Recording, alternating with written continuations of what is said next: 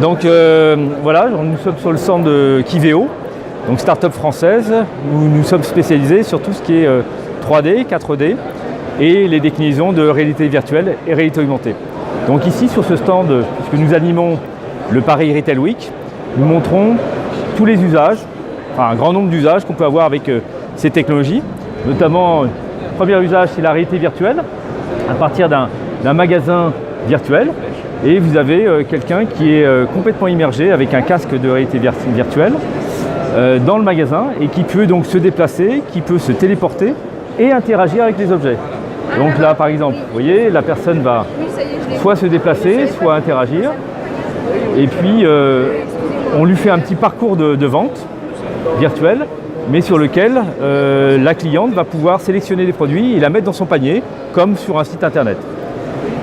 Donc ensuite, on a d'autres usages qui sont à partir de smartphones, donc très simple d'utilisation, avec un marqueur au sol. Donc le marqueur permet au smartphone de se repérer. Et puis, donc c'est une application qu'on a fait pour une société suisse qui fait du mobilier de luxe et qui va permettre de configurer son mobilier avec différentes couleurs, différentes textures, et puis surtout de le positionner dans l'espace, c'est-à-dire que la caméra du smartphone reconnaît le marqueur et ce marqueur le téléphone va pouvoir visualiser la table directement dans son environnement.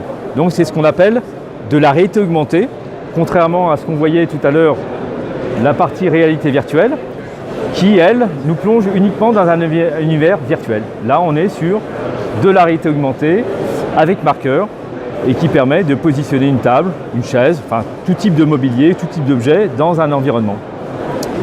Donc tous ces usages, bien sûr on peut les décliner, bien sûr ça intéresse tous les e-commerçants et les retailers, puisqu'en fait on a une bibliothèque d'objets qu'on peut complètement mettre en scène.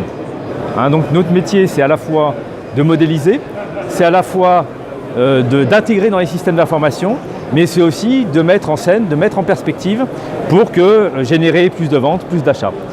Je vais vous inviter à venir voir un autre atelier, qui est un atelier là également de réalité augmentée. Donc vous voyez le monsieur est casqué, a un casque qui lui permet à la fois de voir l'environnement réel, mais sur lequel on va superposer des hologrammes. Et ces hologrammes vont pouvoir également tenir compte de l'environnement. C'est-à-dire qu'il va pouvoir sélectionner des objets, les mettre dans la pièce, les bouger, les faire tourner, avoir tout un tas d'interactions dans l'environnement.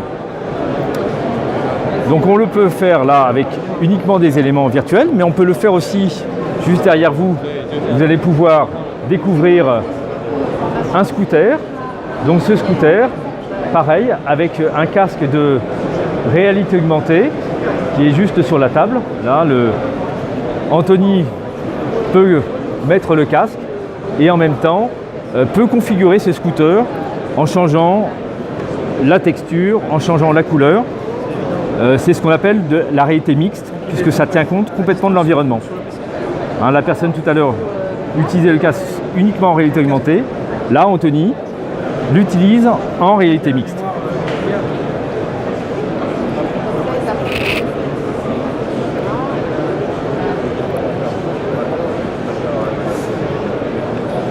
Ce dispositif permet également de faire du travail collaboratif, c'est-à-dire qu'on peut imaginer, on l'a fait tout à l'heure, avoir plusieurs personnes avec des casques de réalité augmentée et donc ils travaillent ensemble pour concevoir un produit ou pour le présenter.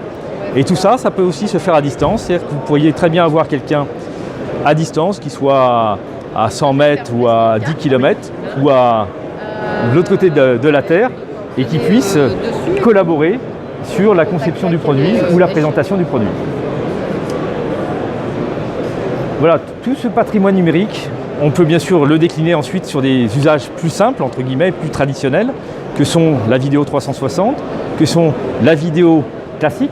Là, on va pouvoir montrer ce que l'on a fait, notamment pour une société canadienne au CES Las Vegas, qui a d'ailleurs gagné un prix au CES Las Vegas, sur lequel son produit, on l'a présenté, on le présente en vue éclatée. Donc à partir du modèle 3D, on a décliné en réalité virtuelle et en réalité augmentée, eh bien on en a fait aussi une vidéo qui peut être aussi un usage plus simple de présentation pour des personnes qui viennent visiter des salons, comme c'est le cas aujourd'hui. Et enfin, un dernier usage qu'on pourrait vous présenter, c'est à partir de petits cardboards. Je vais demander à Gabin s'il veut bien. Ah ben voilà.